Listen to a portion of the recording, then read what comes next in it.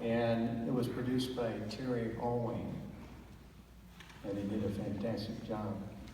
So our next speaker is Colfax Willie, Bill Dudley.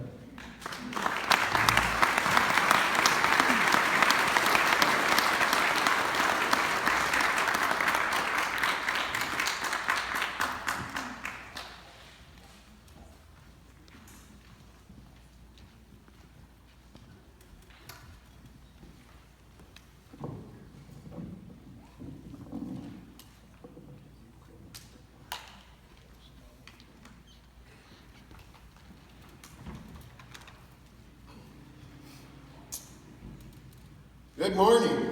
Good morning. My name is Bill Dudley. I served in an artillery battery as a United States Marine during the Vietnam War for 18 months in 1968 and 1969. Our unit's area of engagement was very close to the demilitarized zone during some of the heaviest fighting in the Vietnam War.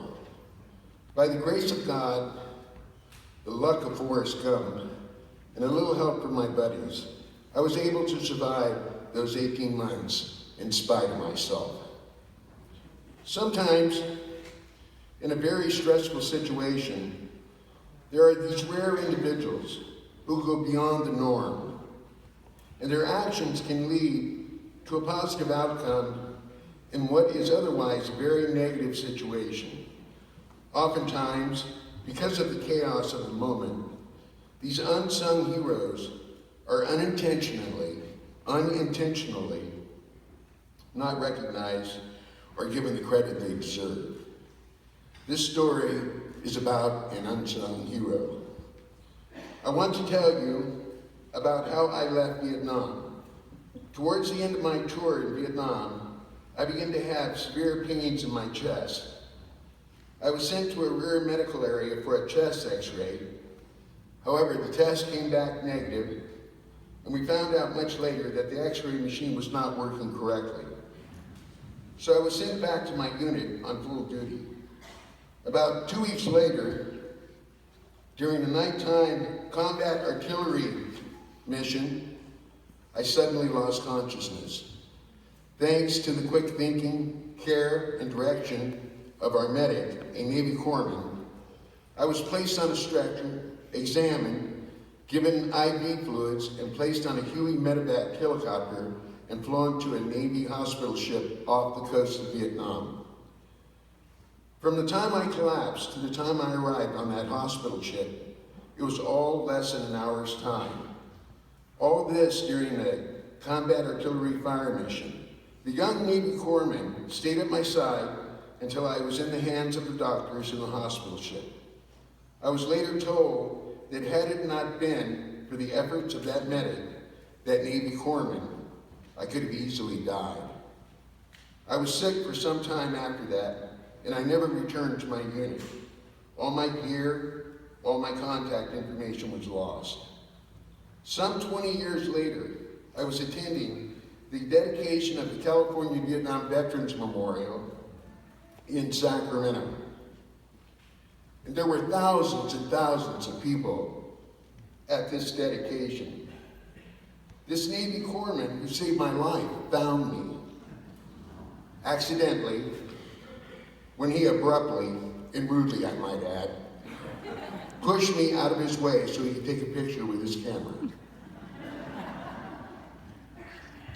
Now, some 30 years beyond that dedication, it is my privilege and my distinct honor to introduce to you at this memorial service today the very Navy corpsman and my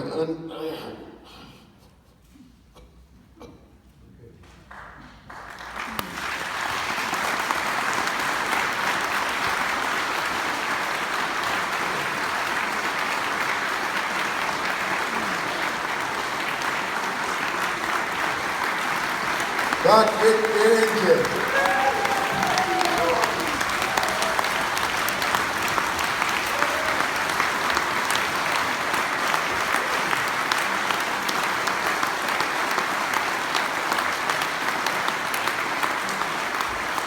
Thank you, everybody. way more than I could ever anticipate.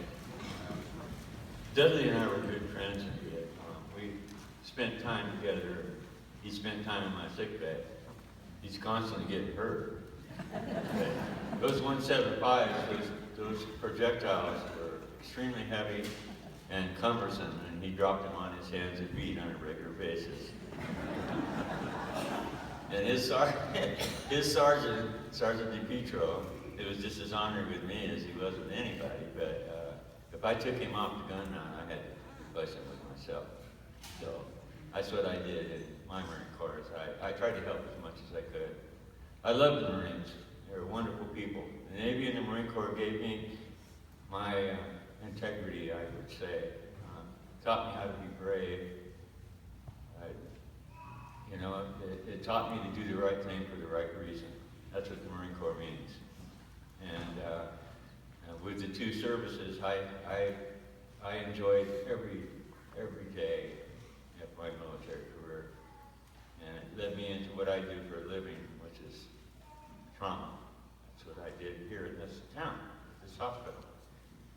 And you can tell I have a little anxiety from this. I have a hard time accepting any kind of war for some reason. There was many times in my relationship with the Marines that I would talk with Dudley and we discussed the fact that this place was going to kill us. And how close we came to being nailed. And Dudley asked me, and I told him that I really didn't know I was being brave. I was so young that I didn't know what I was doing until I got older and realized, well, God, I could have died doing that. I was on top of an 18-wheeler at Camp Perro. I took an axe and went up there, and we were taking RPGs and rockets in, and I cut the wire, or the baling on the powders, and handed it down to the Marines who got in line and put them in the bunker. And that was where they were extremely not understanding my reasoning, because in fact, I told the sergeant, hey, could I have died? And he said, you died, and the whole mountain would have disappeared, the truck would have blown up. You know? I just didn't have the reason, and I think that's probably one of the reasons why youth is used in the military, is we don't really have it together.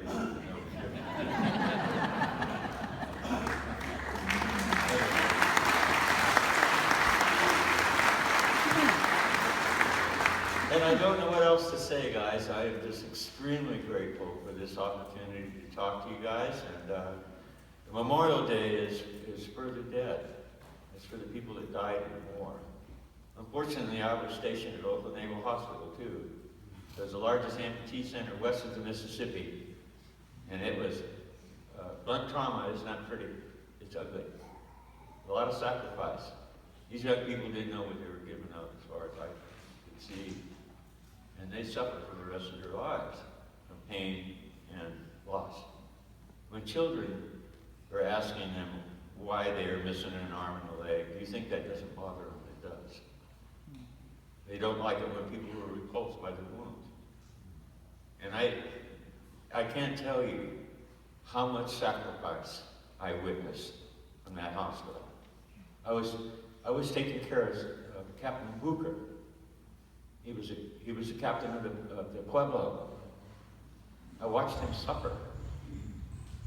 This country has given much, and there is many unsung heroes.